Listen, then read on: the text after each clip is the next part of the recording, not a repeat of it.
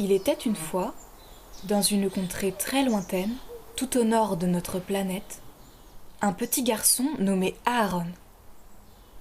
Il vivait avec sa chienne, Ruska, et ses parents, dans une grande maison faite de bois.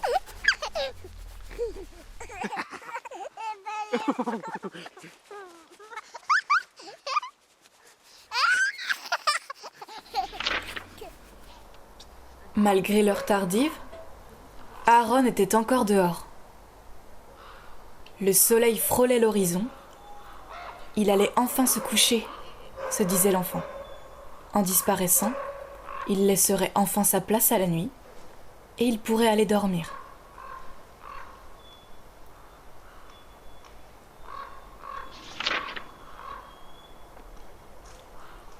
À son grand étonnement, le soleil avait repris sa course dans le ciel. Aaron était alors sûr que quelque chose de grave était arrivé. Avec son compagnon de toujours, il allait découvrir pourquoi la nuit avait disparu.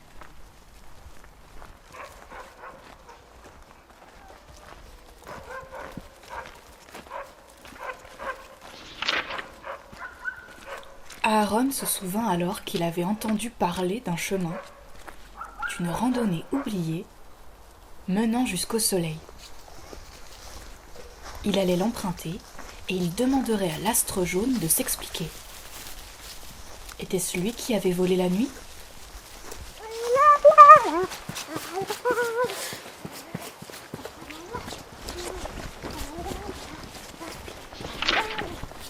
Après avoir marché un long moment, il trouva enfin ce qu'il cherchait.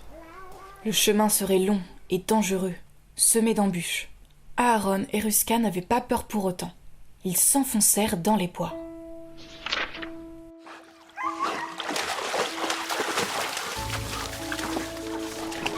La nuit ne pouvait avoir disparu pour toujours, se dit Aaron, alors qu'il traversait la première épreuve de ce long périple.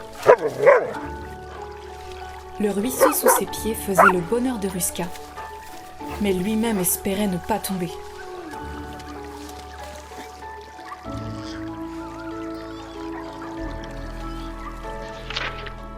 De nouveau sur la terre ferme, Aaron continua son chemin dans les marais. L'endroit recouvert de mousse n'était vraiment pas accueillant. D'où pouvait bien provenir le bourdonnement qu'il entendait ?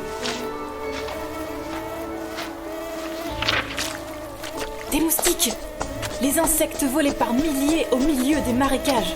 Aaron se mit alors à courir le plus vite possible. Ruska le protégea du mieux qu'elle put en mangeant quelques-uns.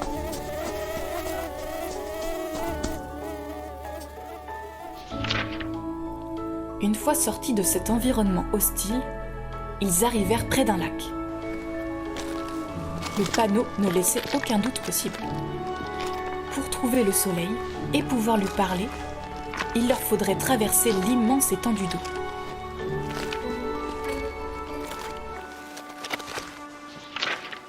Heureusement, la rive opposée brillait de mille feux, et l'éclat de l'or dans le sable, signe du passage du soleil, leur indiquait la route à suivre. Aaron savait alors qu'il n'était plus très loin de leur but.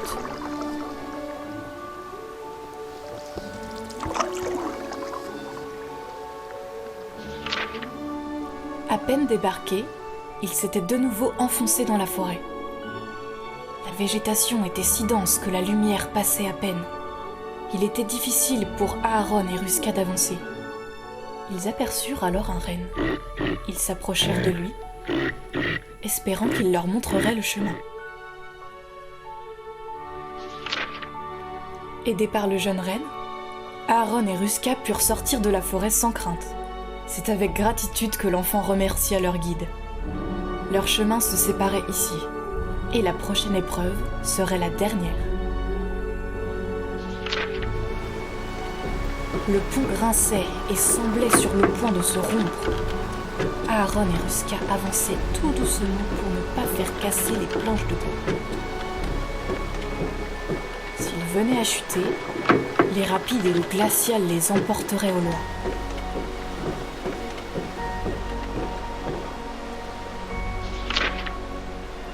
Les attendant au bout du pont, La fille du soleil était là.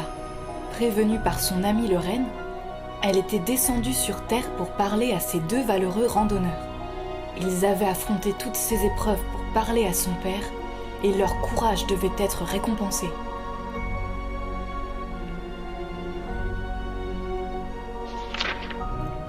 Aaron et Ruska écoutèrent avec attention la jeune fille. Elle leur expliqua avec douceur qu'il n'était pas possible de parler à son père. Elle leur promit qu'il n'avait fait aucun mal à la nuit. Dans le nord, le soleil illuminait le ciel de l'été sans interruption. La nuit, quant à elle, reviendrait sans faute aux premières couleurs de l'automne.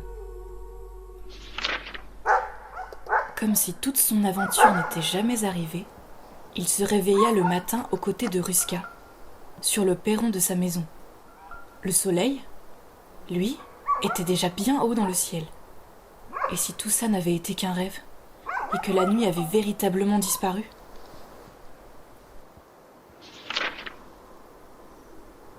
Il vit alors sur ses genoux un collier brillant. C'était un morceau de soleil accroché à un cordon de cuir noir. Aaron, alors rassuré, se rendormit paisiblement.